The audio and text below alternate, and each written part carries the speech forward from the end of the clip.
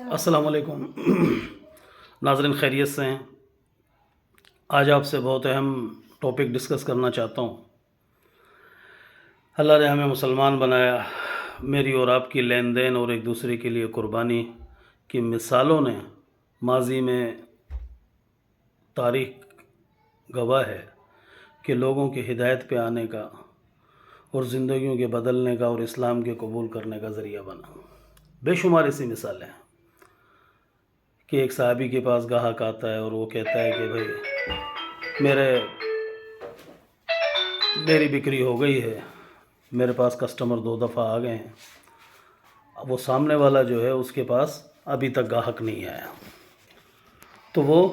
اس کے پاس بھیجتا ہے۔ مطلب ایک دوسرے کا خیال رکھنا اسلام میں اس قدر۔ اور ایک مرتبہ حضور علیہ والسلام کے پاس کوئی مہمان آیا، یا رسول اللہ بھوک ہے، آپ نے ایک صحابی کے پاس بھیجا، اور صحابی رضی اللہ تعالیٰ عنہ نے اپنی بیوی کو کہا کہ بہلا پھسلا کر بچوں کو سلا دیجیے، جو تھوڑا بہت کھانے کو ہے، مہمان کو کھلانا ہے،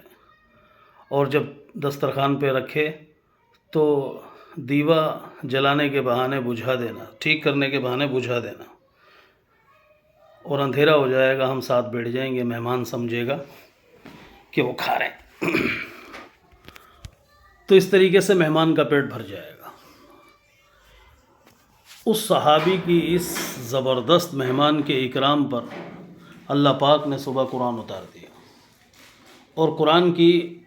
آیت اتری کہ وہ اپنی جانوں پر دوسروں کو ترجیح دیتے ہیں۔ ایسی بے شمار مثالیں کہ صحابی شہید ہونے والے ہیں اور آخری وقت میں بھی کہتے ہیں کہ پانی، اور جب ان کا چچا کا بھائی پانی لے کر آتا ہے تو دیکھتے ہیں کہ برابر میں دوسرا زخمی ہے، کہتے ہیں اسے پلا دو، وہ کہتا ہے دوسرے کو پلا دو۔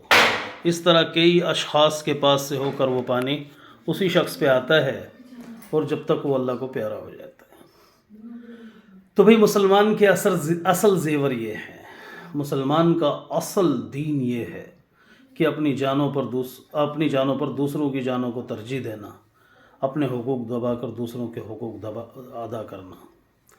تو میں آج عرض یہ کرنا چاہ رہا ہوں، لیکن اللہ معاف کرے، آج معاملہ اتنا الٹ ہے کہ صبح بندہ جب نکلتا ہے تو سوچتا ہے کہ کیسے کسی کو لوٹوں، کیسے کسی کو دغا کروں، اور بس میری پوری ہو جائے، کسی کی بچی کی شادی رکتی ہے ہو جائے، کسی نابینا کسی بیمار کا علاج رکتا ہے رک جائے، کوئی جیب کاٹنے سے دریغ نہیں کرتا، کوئی کسی کا ڈاکہ ڈالنے سے دریغ نہیں کرتا، کوئی کسی کی بچی کی جمع پونجی، اس کے باپ کی پوری زندگی کی کمائی شادی کے لیے وہ جہیز چرا لیتا ہے۔ یہ تو سارے ایک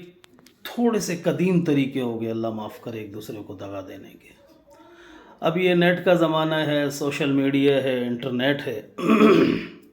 اب اللہ معاف کرے سادہ سودے لوگوں کو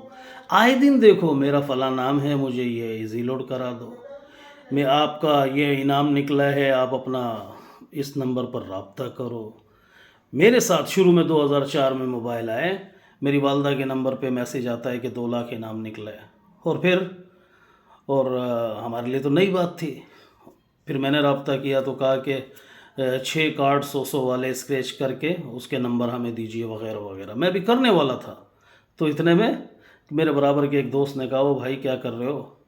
لہٰذا اس دن اس بھائی کی خیر خواہی کی وجہ سے اللہ نے مجھے بچا لیا، ورنہ وہ 2004 میں مجھے 600 روپے کا نقصان ہو جانا تھا۔ بہرحال اب نت نئے دور، نت نئے طریقے لوٹنے کے، جیسے ہمارے بڑے فرماتے ہیں جب دلوں پر محنت نہیں ہوگی، ایمان اندر سے اجاگر نہیں کیا جائے گا، اندر کا ضمیر اسے برائیوں سے بچانے کا لیے کبھی نہیں ہوگا، تو جب تک اللہ معاف کرے یہ برائیوں کا خاتمہ ممکن نہیں ہے۔ تبلیغ و دعوت واحد محنت ہے جو دلوں پر محنت کر رہی ہے کہ ایمان والا خود اپنے جرائم لے کر پہنچے کہ میں نے یہ گناہ کیا، مجھے صاف کرو، مجھے سزا دو وغیرہ وغیرہ۔ اب جو نیا جدید آ گیا کہ آن لائن بزنس، میں آپ کے آگے ہاتھ جوڑتا ہوں خدا کی قسم، کتنا ہی 2-4 مہینے کا کسی کا کمانے کا تجربہ دیکھو، کسی میں ہاتھ نہ ڈالو۔ ابھی پچھلے دنوں میرے ساتھی، میرے دوست کہنے لگے یار فلاں بھی کما رہا ہے، فلاں بھی کما رہا ہے، فلاں بھی کما رہا ہے۔ تو ایک غریب آدمی انتہائی جو اپنا سامان سپلائی کرتا ہے، جگہ جگہ جا کے مزدوری کر کے اپنے بچوں کا گزر کرتا ہے، اس نے جیسے تیسے کر کے کسی سے قرض لے کے ان لالچ میں آ کر اور اس میں پیسے لگائے 40-45 ہزار، کسی اور نے بھی لگائے۔ ایک شخص تھا، وہ تو اپنی بیوی کی صرف 2 بالیاں بچی ہوئی تھی، وہ بیچ کر اس پہ لگانے پہ تلا تھا، اور آخر کیا ہوا، پروگرام بڑھ گیا، خوب کروڑوں جمع کیا اور بھاگ گئے۔ تو خدا کے واسطے بچاؤ، مومن بے وقوف نہیں ہوتا۔ حدیث میں آتا ہے مومن 2 سوراخ سے نہیں ڈسا جاتا، ایک دفعہ ہو گیا سو ہو گیا، یہ کسی کی نصیحت مل گئی تو اس پر عمل ہو گیا۔ لہٰذا کوشش کریں اپنے بچوں کو، جن جن کے پاس موبائل ہے، احتیاط کا کہیں،